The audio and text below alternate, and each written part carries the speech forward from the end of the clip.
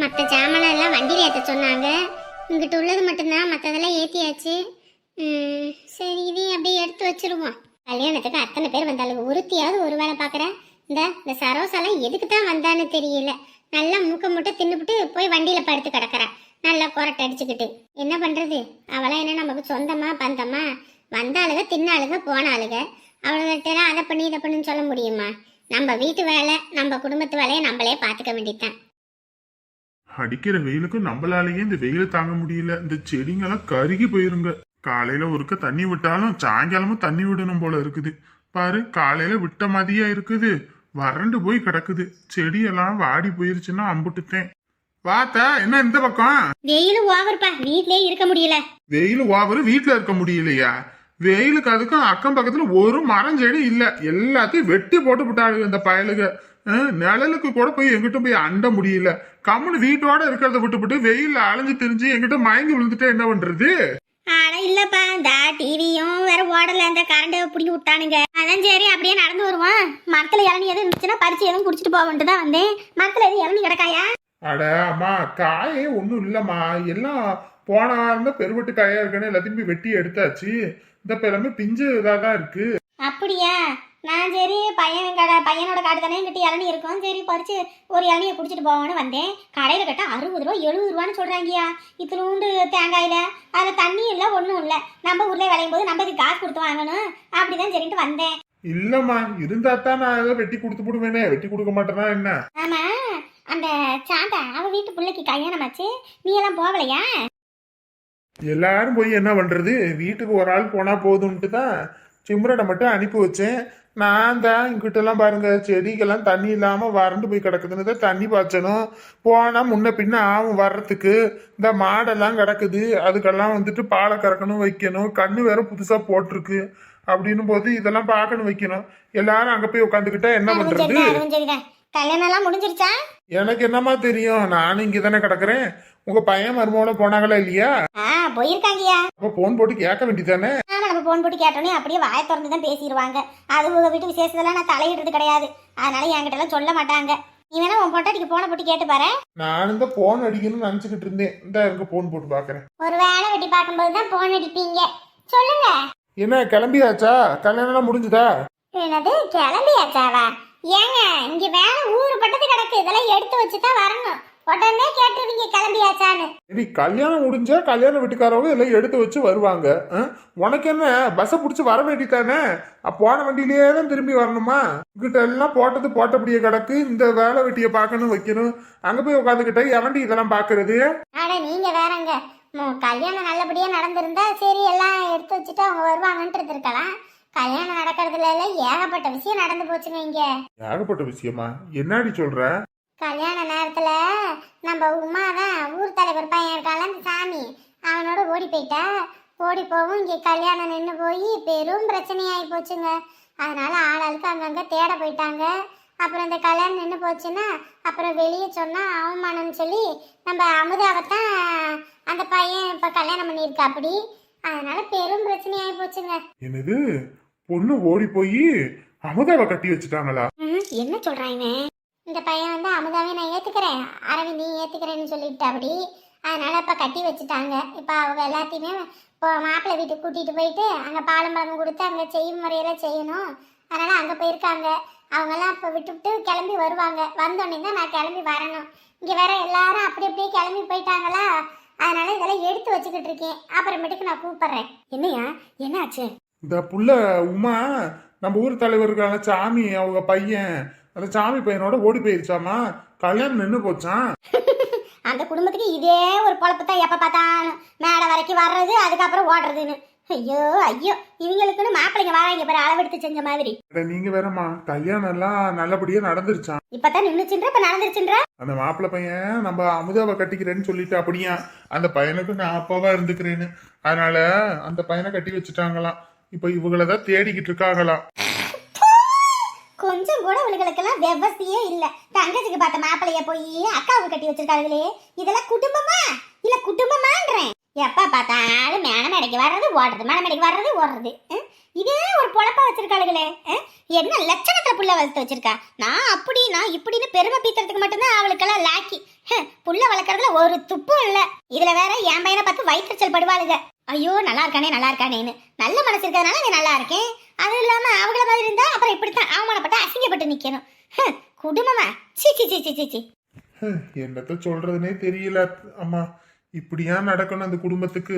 ஒரு மாப்பிள்ளை வேண்டாம்னா அது மணமேடை வரைக்குமா போகணும்? முன்னையே வேணாம்னு சொல்லிட்டு இருக்கணும். அதை விட்டுவிட்டு மணமேடைக்கு வந்து இதெல்லாம் என்னத்த சொல்றது? அவங்க ஒரு புள்ளக்குட்டியை பெக்கும் போது அந்த வலி வேதனை என்னன்னு தெரியும். இவளுகெல்லாம் ஒண்ணு திருந்த மாட்டாளுங்கயா. இவளுகெல்லாம் திருந்தவே மாட்டாளுங்க. அவ வாய் மட்டும் பாரு 10 ஊருக்கு அடிப்பா. புள்ள வளர்க்கறதுல ஒரு துப்பும் இல்ல. இதுலயும் வேற நான் அப்படி வளர்ப்பேன் இப்படி வளர்ப்பேன் பெருமை பீத்திக்கிட்டு தெரியவா. பெருமை பீத்தியே தான் அவமானப்பட்டு அசிங்கப்படுறா. அவளுக்கெல்லாம் இது வேணும், இதுக்கு மேலேயும் வேணும். அப்பா உட்காருங்கப்பா, ஏன் நின்றுட்டு இருக்கீங்க? நீங்களும் அப்படியே உட்காருங்க. இருக்கட்டும் அப்பா, உங்களுக்கு வருத்தம் இருக்குன்னு புரியுதுப்பா. அதுக்குன்னு இப்படி எல்லாரும் வந்திருக்க நேரத்துல இப்படி நீங்க சோகமா மூஞ்ச வச்சுட்டு இருந்தா நல்லாவா இருக்கு? நமக்கு ஒரு விஷயம் பிடிச்ச மாதிரி பண்ணாதான் சிரிச்சு சந்தோஷமா இருக்கலாம். இங்கே நடக்கிறது எதுவுமே எனக்கு பிடிச்ச மாதிரியா நடக்குது. இதுல வேற நான் சிரிச்சு சந்தோஷமா இருக்கிறதுக்கு. சம்மந்தி, உங்க வருத்தம் என்னன்னு எங்களுக்கு புரியுதுங்க. ஏதேதோ எப்படியோ ஆயிப்போச்சு. இருந்தாலும் நம்ம எல்லாம் இப்போ ஒரே குடும்பத்துல பொண்ணு எடுத்து மாப்பிள்ளை எடுத்துன்னு இப்போ ஒரே குடும்பம் ஆயிட்டோம். இந்த நேரத்துல நீங்க வருத்தப்படாதீங்க. எல்லாமே ஒரு நல்லதுக்கு நினைச்சு விடுங்க. எதுங்க நல்லது? எது நல்லது? என் பையனுக்கு எப்படியாப்பட்ட பொண்ணு கட்டணும்னு நினைச்சதுக்கு இப்படி வந்து நிக்கிறது நல்லதா? அப்பா தயவு செஞ்சு என்னை விடு ஆள. எனக்கு இங்க நிக்க நிக்க எனக்கு டென்ஷன் தான் ஏறுது. நீங்க எதுவும் தப்பா எடுத்துக்காதீங்க. அப்பா கொஞ்சம் கோபமா இருப்பாரு, அப்புறம் மாறிடுவாரு. இருக்கட்டும்பா, எங்களுக்கு அவரோட வருத்தம் எல்லாம் புரியுது. எம்மாடி மாப்பிள்ளையும் பொண்ணுக்கும் பால் பழம் கொடுக்கணுமா? பால் கைய வச்சாச்சுன்னா எடுத்துட்டு வாங்க. நின்றுட்டு இருக்காம நல்ல நேரம் முடியறதுக்குள்ள இதையாவது கொடுப்போம். ஓ சரி சரிங்க. 2 பேருமே சரி தங்கமானவங்க. என்கிட்ட எல்லாம் அரிசி பருப்புலாம் என் புருஷன் வாங்கி போட மாட்டான். அதனால நான் என்ன பண்ணுவேன்னா இல்லாத நேரத்தில் இங்கே தான் வந்து கேட்பேன். 2 பேருமே இல்லைன்னு சொல்லாம எடுத்துக்கம்மா அப்படின்னு சொல்லி எடுத்து கொடுக்கறது. எத்தனையோ நான் வாடகை கட்டாம கஷ்டப்படும் போதெல்லாம் 2 பேரும் அம்புட்டு உதவி பண்ணியிருக்காங்க. இந்த குடும்பத்துக்கு ஒரு நல்ல பொண்ணு கிடைக்கணும்னு தான் நானுமே கடவுள்கிட்ட வேண்டினேன். அதே போல எப்படி எப்படியோ நடந்தாலும் ஒரு வகையில மருமம் வந்தாச்சு. இனிமே அவங்க தான் இந்த குடும்பத்தை நல்லபடியா காவந்து பண்ணி எல்லாம் பண்ணணும். அதெல்லாம் நீங்க கவலையே படாதீங்க. எங்க அம்முதா தங்கமான பொண்ணு. அவளுக்கு நான் சர்டிஃபிகேட்டு கொடுப்பேன். அவ குடும்பத்தை பொறுப்போடு நடத்துவா. 5 ரூபா இருந்தாலும் அதில் குடும்பத்தை நடத்த தெரியும், 10 ரூபா இருந்தாலும் குடும்பத்தை நடத்த தெரியும், அதில் மிச்சம் பிடிக்கவும் தெரியும். புருஷனோட சம்பாத்தியம் எம்பிட்டா இருந்தாலும் அதில் நல்லபடியாக குடும்பம் நடத்தி அதில் மிச்சம் பிடிப்பா. மொத்தத்தில் சந்தோஷமாக இருந்தால் அது போதுங்க. ஆனால் இந்த பொண்ணுக்கும் பாருங்களேன், இப்படி ஒரு மனசில் ஒருத்தர் இருக்காங்கன்னா ஒரு வார்த்தை சொல்லியிருந்தா கூட பிரச்சனை இல்லை. சொல்லாமல் கொள்ளாமல் இது பண்ணினது தப்பு இல்லைங்களா? ஏதோ இப்போ பொண்ணு உங்கள் வீட்டில் இருந்ததுனால கல்யாணம் முடிஞ்சிச்சு. இப்போ உங்கள் இதில் பொண்ணும் இல்லைனா நாளை பின்ன இந்த அண்ணனுக்கு கல்யாணம் ஆயிருக்குமா? அதாங்க இப்படியெல்லாம் நடக்கும்னு நாங்களும் சத்தியமாகவே நினச்சி பார்க்கல. ஆனால் யார் கண்ணு பட்டுச்சோ எல்லாம் இப்படியே நடந்து போச்சு. விடுங்க, இனிமேல் எல்லாம் நல்லபடியாக நடக்கும். சரி வாங்க, மாப்பிள்ளைக்கும் பொண்ணுக்கும் பாலும் பழத்தையும் கொடுப்போம். அந்த அங்கிட்டு பழம் இருக்கு, அதையும் எடுத்துட்டு வாங்க. அந்த எடுத்துட்டு வரேங்க. எம்மாடி உன் கையாலே மாப்பிள்ளைக்கும் பொண்ணுக்கும் கொடுமா. எப்படிதான் உடச்சு நெளிச்சு வச்சிடுறாரு. வண்டி எடுத்துட்டு போனோமா எடுத்துட்டு வந்தோமான்னு இருக்கிறதுல எப்ப பார்த்தாலும் ஓசி கொடுத்து ஒரு வழி ஆக்கிடுறது. இனிமே வண்டியில கையை வைக்கட்டும், அப்புறம் இருக்கு. இப்பதான் சர்வீஸ் பண்ணி எடுத்துட்டு வந்திருக்கேன். என்ன தங்கம், வெளியே கிளம்பியாச்சோ? ஐயோ ஆண்டவனே, போற நேரத்துல இது மூஞ்சிலே முழிச்சிட்டு போகணும். போற காரியம் உருப்படாது போ. என்ன தங்கம், நான் பாட்டுக்கு பேசிட்டே இருக்கேன், நீ பாட்டுக்கு எதுவும் சொல்லாம இருக்க? அதெல்லாம் ஒன்றும் இல்லை, வெளியே தான் போறேன்னு தெரியுதுல, அப்புறம் என்னத்துக்கு நிறுத்தி கேள்வி? எங்க பொண்ணை கூட்டிட்டு வரதுக்கா? பொண்ணை கூட்டிட்டு வரதுக்கா? எனக்கு என்ன பொண்ணா இருக்கு? எனக்கு பையன் தானே இருக்கு, ஏன் தெரியாதா? ஏன் மண்டையில கிண்டல அடிபட்டுருச்சா என்ன? மண்டையிலையும் அடிபடல, கொண்டையிலையும் அடிபடல. உன் பையன் எங்கம்மா? என் பையன் மெட்ராஸ்ல இருக்கான். ஆமா ஆமா, நினப்புதான் பொழப்ப எடுத்துச்சான்.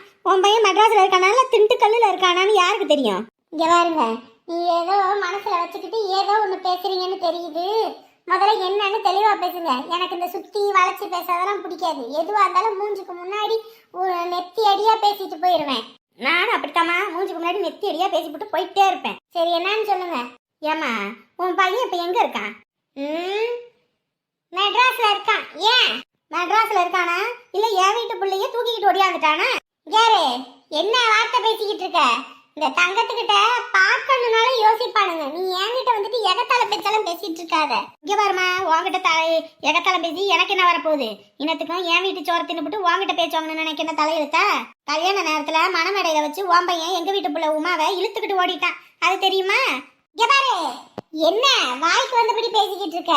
நாக்கு இழுத்து வச்சு அருவமனையில வச்சு ஆஞ்சு போடுவேன்னு சொல்லிவிட்டேன். ஆமா ஆமா, நீ என் வாய் அடக்கலாம், ஊர் வாய் அடக்கவா முடியும்? ஊருக்கே தெரிஞ்சு போச்சு, இன்னும் உனக்கு தெரியலையா?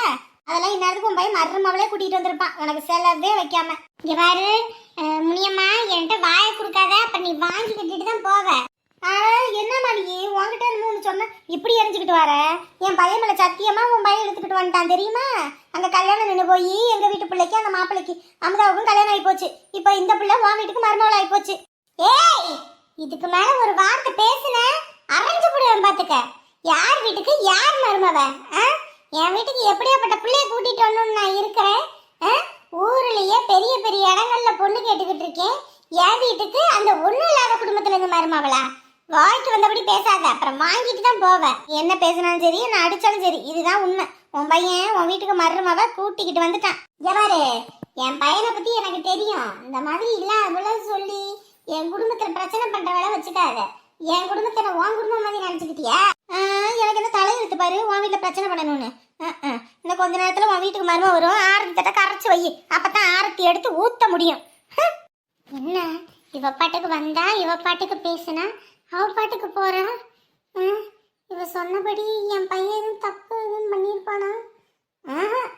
என் பையனுக்கு அந்த அளவுக்குள்ள தைரியம் எல்லாம் கிடையாது. அவன் அந்த மாதிரி பண்ற ஆளும் கிடையாது. இது ஒரு லூசு கிளவி. இது வாய்க்கு வந்தபடி ஏதாவது ஒன்று பேசிக்கிட்டு அது பாட்டுக்கு புலம்பிட்டு போகும். அந்த மாதிரி ஏதோ ஒன்று புலம்பிட்டு போகுது.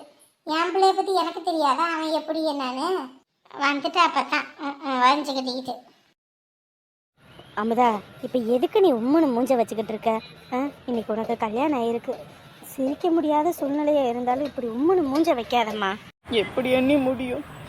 எனக்கு என்ன பண்ணுறதுன்னு கூட தெரியல. எல்லாமே திடுதிப்புன்னு நடந்து போச்சு அண்ணி. எனக்கு ஒன்றுமே புரியல அண்ணி. இனி என்ன பண்ணுறதுன்னு கூட தெரியல. அமுதா, இந்த தம்பி ரொம்ப நல்லவருமா. மாப்பிள்ளை உன்னை நல்லபடியாக பார்த்துப்பாரு. வேற ஒருத்தராக இருந்தா இந்த மாதிரி ஒரு பையனை வச்சுக்கிட்டு உனக்கு ஒரு வாழ்க்கை தருவாங்களா? ஆனால் இவர் அப்படி யோசிச்சு உனக்கு ஒரு வாழ்க்கையை கொடுத்துருக்காரு. நீ அதை நல்லதாக நினச்சிக்கம்மா. ஏன் இப்படி நீ உம்முன்னு இருக்க? இல்லைண்ணே, மனசே கேட்கலண்ணே. இது உமாவோட வாழ்க்கை, நான் எப்படின்னு? இங்கே பாரு, கடவுள் பிறக்கும் போதே இன்னாருக்கு இன்னார் தான் எழுதி வச்சு தான் அனுப்புவார். அப்படிங்கும்போது உனக்கு இவர் தான் எழுதி வச்சிருக்காரே என்னவோ, அதான் உனக்கே இவர் கிடச்சிருக்காரு. 1000 தான் சொல்லுவாங்கல்ல, என்னதான் உடம்பு முழுக்க எண்ணெயை தேய்ச்சிட்டு வெயிலில் படுத்தாலும் ஒற்றை மண்ணு தான் ஒட்டுன்னு. உனக்கு இவர் தான் அந்த காலத்துல எழுதி வச்சிருக்கு போல. அதனால தான் சேர வேண்டிய இடத்துல நீ கரெக்டாக வந்து சேர்ந்துட்ட. இனிமே உனக்கு எல்லாமே நல்லதாகவே நடக்கும் அமுதா. நீ எதை பற்றியும் கவலைப்படாத, சரியா? நம்ம போங்க நீ. மனசை தேத்துற மாதிரி நீங்கள் 1000 சொன்னாலும் எனக்கு தான் மனசை கேட்க மாட்டேங்குது. எதை பற்றி யோசிக்காத, சரியா? எல்லாம் நல்லபடியாக நடக்கும். இல்லை நீ, அவங்க அப்பாவுக்கு இப்போ வரைக்கும் முகம் கொடுத்து கூட பேச மாட்டேங்கிறாரு நம்ம கூட. அப்படின்னும் போது எப்படியா நீ? பெரியவங்கன்னா அப்படிதான் இருப்பாங்க. எல்லாத்தையும் நீ பார்த்து வந்தவ தானே. இதை விட குடும்பக்காரன் அவன் கூடயே வாழ்ந்து காலத்தை ஓட்டிட்ட. அப்படின்னும் போது இந்த குடும்பத்தில் வாழ்கிறதுக்கு உனக்கு என்ன?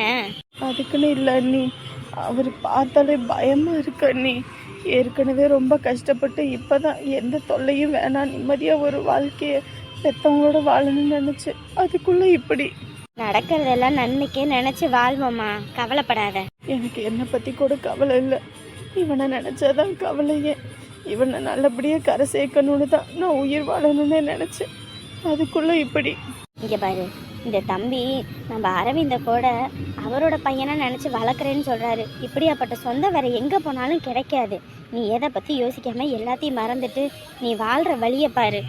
நாங்களாம் அடிக்கடி உன்னை பார்க்குறதுக்கு வருவோம், சரியா? நீ நல்லபடியாக சந்தோஷமாக வாழணும். பொறுக்கி பய இம்புட்டு வேலையும் பார்த்துட்டு எப்படி இருக்கான்னு பாருங்க. இந்த பாவி பண்ணின வேலைக்கு நம்ம உமாவல்ல தப்பா நினைச்சிட்டோம். நம்ம எல்லாத்தையும் ஏமாத்திட்டு போயிட்டான்னு அவளை கரிச்சு கொட்டாத வார்த்தை இல்லை. டேய், உனக்கு என்னடா நாங்க பாவம் பண்ணோம்? எதுக்குடா இப்படி எங்க குடும்பத்தை அழிக்கணும்னு கங்கணம் கட்டிக்கிட்டு திரியிற? பொறுக்கி பைய படுபாவி, ஏற்கனவே இந்த வீட்ல ஒரு பிள்ளைய கட்டி அந்த பிள்ளை வாழ்க்கையை அழிச்சது இல்லாம இன்னொரு பிள்ளை வாழ்க்கையை அழிக்கிறதுக்கு நீ கங்கணம் கட்டிக்கிட்டு தெரியறியா? பிள்ளைங்கன்னா உனக்கு என்னடா கிள்ளுக்கிறையா? அடிங்கம்மா அடிங்க, நல்ல பீயற அளவுக்கு அடிங்க. இந்த மாதிரி பாவிங்களெல்லாம் அடிச்சு கரும்புளி சம்பளி குத்தி கழுத மேலே ஏற்றி ஊர்வல விடணும். அதுவும் இல்லாமல் செருப்பு மாலையை போட்டு நடுத்தரவில் திரிய விடணும். அப்போதான் இந்த மாதிரி ஆளுங்களுக்கெல்லாம் புத்தி வரும். இவனை ஒருத்தன் பண்ணினதை பார்த்தாதான் ஊரில் உள்ளவெல்லாம் பயந்து இனி இந்த வேலையை பண்ணாமல் யோசிப்பானுங்க. ராசமா, இங்க பாரு ராசமா, விடு இந்த வேலை பண்ணாத ராசமா. இப்ப நீ இந்த தப்ப பண்ணன்னு வை, அவனுக்கு உனக்கு என்ன இருக்கு? கொஞ்ச நேரம் நீங்க கம்மனி இருங்க. பொம்பளை பிள்ளைங்கன்னா இவனுக்கு என்ன கிள்ளுக்கிறேன்னு நினைச்சுக்கிட்டு இருக்கானே? நானும் ஒரு பொம்பளை பிள்ளைய பெற்றிருக்கேன். நம்ம பிள்ளைக்கு இப்படி ஒண்ணு நினைச்சுன்னா நீங்க கம்மனி இருப்பீங்களா? இந்நேரத்துக்கு உரிச்சு உப்பு கட்டம் போட்டுற மாட்டீங்க? இங்க பாரு, தண்டனை நம்ம கொடுக்க கூடாது. போலீஸ் ஸ்டேஷன்ல போய் நம்ம சொல்லி இவனுக்கு முறைப்படி என்ன தண்டனை வாங்கி கொடுக்கணுமோ அதை வாங்கி கொடுப்போம். அது வரைக்கும் என்னால பொறுத்துக்க முடியாது. ஷோ, இங்க பாருங்க மாப்பிள்ள, நீங்க பெரிய மாப்பிளைக்கு போனை போட்டு சொல்லுங்க, இந்த பொண்ணு கிடைச்சாச்சு, அந்த படுபாவி தான் எல்லாத்துக்கும் காரணம்னு சொல்லுங்க. முதல்ல அவங்க வரட்டும். சரிங்கம்மா. யாருங்க போன்ல? வேற யாரு? தம்பி தான் போன் பண்றான். சொல்லுங்கண்ணா, எடுத்து கேளுங்க. உமாவை பத்தி எதுவும் தகவல் கிடைச்சதா என்னன்னு? ஹலோ, சொல்லுப்பா. அண்ணே, அங்க எல்லாம் நல்லபடியா முடிஞ்சது இல்லானே? அதெல்லாம் கடவுள் புண்ணியத்துல எல்லாம் நல்லபடியா முடிஞ்சதுயா. அண்ணே, நம்ம உமா கிடைச்சாச்சுண்ணே. உமா கிடைச்சாச்சா? எங்க? என்னது, உமா கிடைச்சாச்சா? அண்ணே, நம்ம உமா எந்த தப்புமே பண்ணலண்ணே. அவன் நமக்கு துரோகமும் பண்ணலண்ணே. அவ இந்த கல்யாணத்தை நடத்திக்கணும்னு தான் இருந்திருக்கா. ஆனா இந்த படுபாவே ஆறுமுகம் தானே நம்ம பிள்ளைய கடத்தி நம்ம ஊர் முன்னாடி அவமானப்படணும், அசிங்கப்படணும்னு எல்லா வேலையும் பார்த்துருக்கான். அதுவும் கோவிலுக்கு பின்னாடி தான் வச்சிருக்கான். இது தெரியாம நம்மளும் ஊர நாய் மாதிரி தெரிஞ்சிருக்கோனே. பிள்ளைய கண்டுபிடிச்சாச்சு. பிள்ளைய போட்டு அடி அடின்னு அடிச்சிருக்கானே. பிள்ளைய ஆஸ்பத்திரியில சேர்த்தாச்சுனே. முதல்ல நீங்க கிளம்பி வாங்கண்ணே, கோவில்ல தான் இருக்கும். படுபாவிதான் இதுக்கெல்லாம் காரணமா? இந்த வாரேன், உடனே கிளம்பி வாரேன். என்னங்க, என்ன ஆச்சு? என்ன ஆகணும்? நம்ம உமா ஓடியும் போகல, ஒன்னும் போகல, கோவில்ல தான் இருந்திருக்கா. கோவில்ல இருந்தாளா? அப்புறம் எங்க போனாலாமா? எதுக்கு அம்பட்டு தூரம் நம்ம தேடியும் புள்ள கிடைக்கல? எல்லாம் அந்த படுபாவி ஆறுமுகம் தான் காரணம். ஆறுமுகமா? என்னங்க சொல்றீங்க? ஆமாங்க மாப்பிள்ள, நம்ம உமா ஓடியெல்லாம் போகல, இந்த ஆறுமுகம் தான் பிள்ளைய கடத்தி வச்சுட்டு இந்த வேலையை பார்த்துருக்கான். கல்யாண நேரத்துல பொண்ணை காணலைன்னா எல்லாரும் என்ன சொல்லுவாங்க, இன்னும் ஓடி போச்சு போல இருக்குன்னு சொல்லி நம்ம ஊரார் முன்னாடி அசிங்கப்படணும், அவமானப்படணும்னு அவன் தான் பிள்ளைய கடத்தி வச்சிருந்திருக்கான். அட பாவி, அவனுக்கு நம்ம என்ன பாவம் பண்ணோம்? எதுக்கு இந்த வேலையை பார்த்தான்? எல்லாம் கெட்ட எண்ணம் தான் மாப்பிள்ள, கெட்ட எண்ணம் தான். நம்மள அழிக்கணும், அழிவு கட்டணும்னு அவனை கங்கணம் கட்டிக்கிட்டு தெரிஞ்சிருக்கான். ஐயோ, இப்போ உமா எப்படி இருக்காங்களாம்? பிள்ளைய போட்டு அடி அடின்னு அடிச்சிருக்கானாமா. என்னாச்சு ஏதாச்சும் தெரியல. ஹாஸ்பிட்டல்ல சேர்த்திருக்காங்க. அந்த பொறுக்கிய கோவில்ல தான் வச்சிருக்காங்களாம். உடனே கிளம்பி வர சொன்னாங்க. நாங்க கிளம்புறோம் மாப்ள, நீங்க இருங்க. இந்த மாதிரி சூழ்நிலையில உங்களை மட்டும் எப்படி விட முடியும்? இருங்க, நானும் வரேன். இல்லைங்கப்பா, உங்களுக்கு இப்பதான் கல்யாணம் ஆயிருக்கு. அதுவும் இல்லாம அமுதா இங்க தனியா இருக்கிறதுக்கு கஷ்டப்படுவா. நீங்க இருந்து பாத்துக்கோங்க, நாங்க போயிட்டு வரோம். என்னக்கா பேசுறீங்க? இந்த மாதிரி ஒரு விஷயம்னு கேட்டதுக்கு அப்புறமும் எப்படி ஒதுங்கி நிக்க முடியும்? நீங்க அமுதாவுக்கு துணையா இங்கே இருங்க. ஏன்னா புது இடம், புது ஆளுங்கனால அவங்களுக்கு கொஞ்சம் கூச்சமா இருக்கும். நீங்க இருந்தீங்கன்னா அவங்களுக்கு கொஞ்சம் ஃப்ரீயா இருக்கும். நம்ம வாங்க போலாம். ஐயா, சொல்லுங்க. ஐயா, உங்களுக்கு எங்க மேல வருத்தம் இருக்குன்னு தெரியும். நாங்க எதையுமே வேணும்லாம் பண்ணலையா. இந்த கல்யாணம் நல்லபடியா நடக்கணும்னு தான் நாங்க ஆசைப்பட்டோம். ஆனா எதேதோ நடந்து எப்படியோ ஆயிப்போச்சு. ஏமா, தயவு செஞ்சு போயிருங்கம்மா. நான் இருக்க கோவத்துல ஏதாவது பேசி போடுவேன். உங்களுக்கு எங்க மேல வருத்தம் இருக்குன்னு புரியுதுங்க ஐயா. எங்களை மன்னிச்சிருங்க ஐயா. நாங்க வேணும்னு இப்படியெல்லாம் பண்ணலைங்க. ஏங்க, உங்களுக்கு கொஞ்சமாவது மனசாட்சின்னு ஒன்று இருக்கா? ஒரு பொண்ணு ஓடி போனுச்சுன்றதுக்காக இன்னொரு பொண்ணை கட்டி வச்சிங்களே. அதுவும் ஒரு குழந்தையோட வாளா வெட்டியா இருக்க பொண்ணை போய் என் பையன் தலையில கட்டி வச்சிங்களே. இது நல்லா இருக்குதா? உங்களோட வாழ்க்கையில் நீங்க செட்டில் ஆயிக்கணும்னு சொல்லிட்டு இந்த மாதிரி பண்ணலாமா? இந்த மாதிரி ஒரு பொண்ணை உங்க பையனுக்கு நீங்க கட்டி வைப்பீங்களா? சொல்லுங்க பாப்போம். இது சம்பந்தி, என்ன வார்த்தை பேசுறீங்க? நாங்க வேணும்ல பண்ணல, மாப்பிள்ளை கேட்டதுனாலதான். அவன் சின்ன பையங்க, அவன் சின்ன பையன். அவன் அப்படி கேட்கறான்னா நீங்க கட்டி வச்சிருவீங்களா? பெரியவங்களா இருந்துட்டு உங்களோட சுயநலம் தான் முக்கியம்னு சொல்லிட்டு என் பையன் தலையில இப்படி ஒண்ணு கட்டிட்டீங்கல்ல. ஐயோ, ஏங்க சம்பந்தி இப்படி பேசுறீங்க? அம்மா, நம்ம உமா கிடைச்சாச்சுமா. இந்த சண்டாளி எங்க இருக்கிறா சொல்லுங்க, அவளை தூக்கி போட்டு நானே இங்க மிதிக்கிறேன். அம்மா, நம்ம உமா மேல எந்த தப்புமே இல்லம்மா. அந்த ஆறுமுகம் தாம்மா நம்ம உமாவை கடத்தி வச்சுட்டு நம்ம மான மரியாதை வாங்கணும்னு இம்பிட்டு வேலையும் பார்த்துருக்கோம். அட கடவுளே, இது தெரியாம இவங்க மேல நம்ம ரொம்ப தப்பா நினைச்சுக்கிட்டோமே. அந்த ஆறுமுகத்தையும் பிடிச்சாச்சுமா. கோவிலுக்கு பின்னாடி வச்சுதான் இந்த வேலையெல்லாம் பார்த்துருக்கான். இது தெரியாம நம்மளும் இருந்திருக்கோம். ஆறுமுகத்தை வச்சு உரிச்சிருக்காங்க. அதுவும் இல்லாம உமாவை கட்டி போட்டு அடி அடின்னு அடிச்சிருக்கானாமா. இப்ப ஆஸ்பத்திரியில சேர்த்திருக்காங்களா உமாவை. என்னாச்சு ஏதாச்சும் தெரியல. நாங்க போய் என்னன்னு பாக்குறோம். இருங்கப்பா, நானும் வரேன். அந்த படுபாவி எதுக்கு தான் இந்த வேலை பார்த்துறானே தெரிய மாட்டேங்குது. பாரு, போவோம்.